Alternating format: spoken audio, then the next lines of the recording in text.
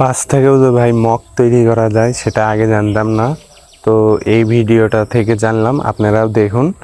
তো এই ভাইটি প্রথমে একটা বাঁশ কাটাই নিছে, মাঝখানে কাটাই নিছে, আর সাথে যেটা গ্রামের ভাষায় বলে যে আখা বা আখে, যে যেটাই বলে, তো ওটার সাথে একটু কাটাই নিছে। তারপর সেটা সুন্দরভাবে উপরের সবুজ কালারের যে বাকল সেটা সুন্দরভাবে তুলতেছে।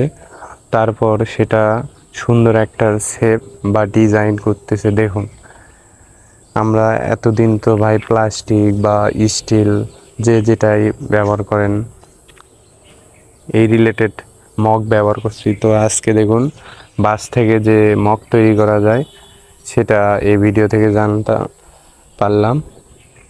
তো দেখুন এই ভিডিওতে কীভাবে বাঁশ থেকে মগ তৈরি করা যায়। আপনারাও চাইলে এইভাবে বানায় রাখতে পারেন।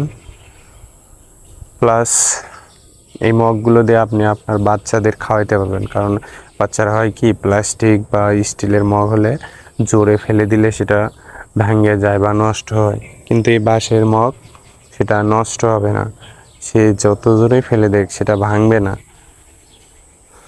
তো ভিডিওটি ভালো লাগলে অবশ্যই শেয়ার করবেন বন্ধুদের মাঝে। আজকে এই ভিডিও এতটুকুই। আল্লাহ হাফেজ।